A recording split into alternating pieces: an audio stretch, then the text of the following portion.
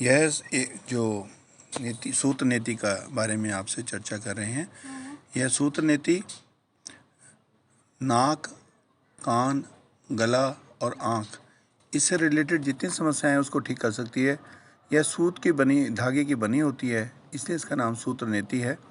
और इसमें कोई मटेरियल जैसे कोई वैक्स वगैरह नहीं लगाया हुआ, और ये केवल सादे पानी में भिगो दी जाती है। 1 मिनट आधा मिनट रखने के बाद ये अपने आप सख्त हो जाती है। जिसको भी इसकी आवश्यकता हो वह हमारे आश्रमों से इसको प्राप्त कर सकते हैं। अब इस नीति को पानी में भिगोने के आधे मिनट बाद बाहर निकाल करके इसको पहले अच्छी तरह किसी कपड़े से रब किया जाता है ताकि ये स्ट्रेट हो जाए। और ये जब हम कपड़े से रगड़ते हैं तो स्ट्रेट होने के बाद ही सूत्र नीति को शुरू कर सकते हैं। और इसमें एक नियम है, जब भी सूत्र नीति करें तो सूत्र नीति से पहले लुब्रिकेंट कर लें। नाक में घी या बदावन का प्रयोग करते हैं। गाय का शुद्ध घी या बदानुगन घी जो है वो मेडिकेटेड होता है, उसमें कुछ आयुर्वेदिक चीज़ें बना के जो तैयार किया जाता है, हमारे यहाँ मिल जाता है। अब सूत्र नीति में जब स्ट्रेट कर ली जाती है तो उसको 2 हाथों में गैप बना के इस प्रकार पकड़ लिया जाता है और नाक में डालने का प्रयास करते हैं।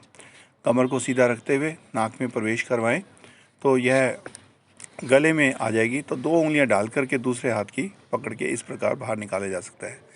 तो ये नीति एक नाक से अथवा दोनों नाकों के छिद्रों से एक साथ भी की जा सकती है, लेकिन यहाँ जो आपको दिखाई जा रही है वो एक नाक से डालकर अभी दिखाई जा रही है। इसमें नाक से धागा डल गया और मुख से बाहर आ गया। अब ये जो नसें हैं हमारी, जो ऊपर की मस्तिष्क की, उसका इंटरकनेक्शन है। जब इसको रगड़ते हैं तो वहाँ प्रेशर बनना शुरू हो जाता है।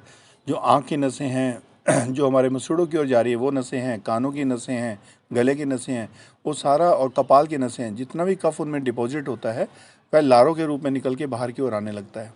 जैसे जैसे हम इसको रब करेंगे वैसे वैसे ही वो नसों में प्रेशर बनेगा और अपने यहाँ जो डिपॉजिटेड कफ है, उनके जो जमा हुआ कफ है, वह रिलीज़ होना शुरू हो जाता है।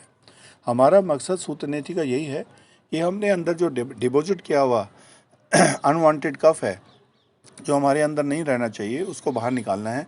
विश्व में कोई ऐसा तरीका नहीं बना जिसमें इस सूत्र नीति के अलावा कोई और तरीका नहीं है जिसमें हम नाक के ऊपर के हिस्से में जो डिपॉजिट कफ है या वायु है, दूषित वायु, उसको बाहर निकाल सकें। इसके ज़रिए आपको डकार भी, गैस भी निकल सकती है और ऊपर से कफ तो बाहर निकलता ही है। तो ये जो हमारे दोष हैं कफ के और वायु के, ये जो गले से ऊपर के हिस्से में होते हैं वह निकल जाते हैं, जिससे ये खुल जाता है, ENT हमारा खुल जाता है और मनुष्य जो है सांस लेने के योग्य बन जाता है और उसमें प्राणायाम की जो कैपेसिटी है वो इंक्रीज़ हो जाती है। तो इस प्रकार, अच्छा, किसी को अगर पॉलीपस की डिसीज़ हो, जिनके नाक की हड्डी या मांस पड़ जाता है, ये प्रायः देखा गया है, विद्यार्थियों के अंदर ये बहुत होता है। उनको अगर ये सूत्र नीति इस प्रकार कराई जाए तो उनकी जो है हड्डी घिस जाती है और वो नॉर्मल, जैसे स्वस्थ बच्चा होता है उसकी तरह वह सांस ले सकता है। अन्यथा उन्हें 12 महीने जुकाम रहता है, नज़ला रहता है, उनके समय से पहले बाल सफ़ेद हो जाते हैं और इस प्रकार ये सब हो जाता है। जो बड़ी उम्र के लोग हैं उनके इससे बार बार करने से नज़ला, जुकाम तो ठीक हो ही जाता है, हड्डी भी घिसकर नाक का सुराख इतना चौड़ा हो जाता है कि आसानी से वो नाक से सांस ले सकें और प्राणायाम करने के विधिवत तरीके से अभ्यास कर सकें।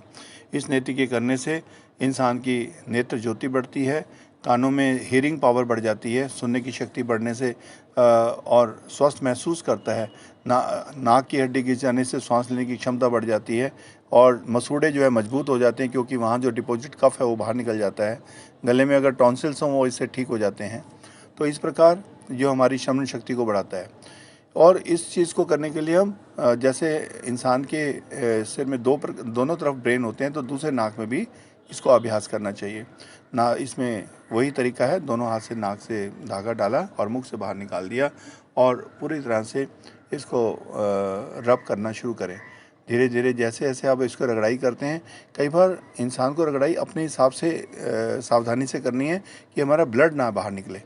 अगर ब्लड ज़्यादा आ रहा है तो इसका मतलब आपने घाव कर दिया है, उसको उसी समय नीति को छोड़ करके बाहर, नाक से बाहर निकाल देना चाहिए।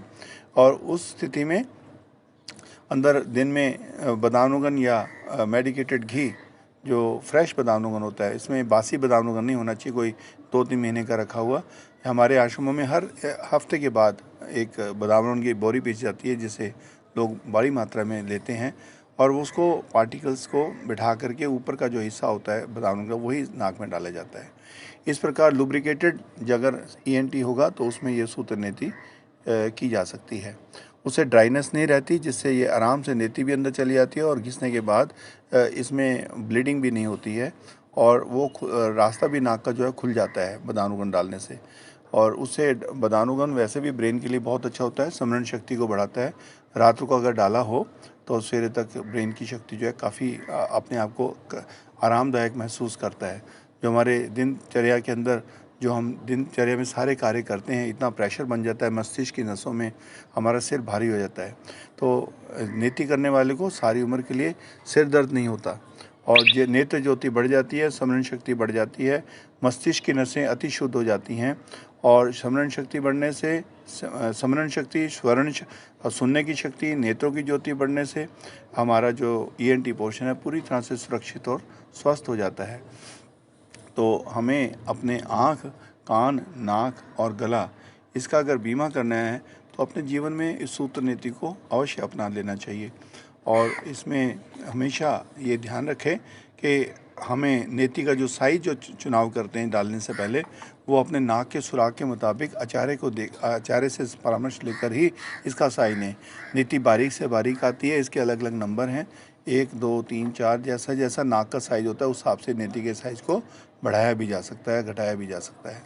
तो बिगनर्स के लिए कई बार इसको रबड़ नेति के द्वारा भी कर लिया जाता है। सूत के बने हुए धागा ज़्यादा चुभता है, इसलिए लोग रबड़ नेति कर लेते हैं। तो रबड़ नेति तो केवल चुभती नहीं है और आराम से इंसान कर भी लेता है, लेकिन सूत्र नेति जब करते हैं तो ये थोड़ा रगड़ता है, तो ये मांस और एक्स्ट्रा बढ़ा हुआ जो मांस और हड्डी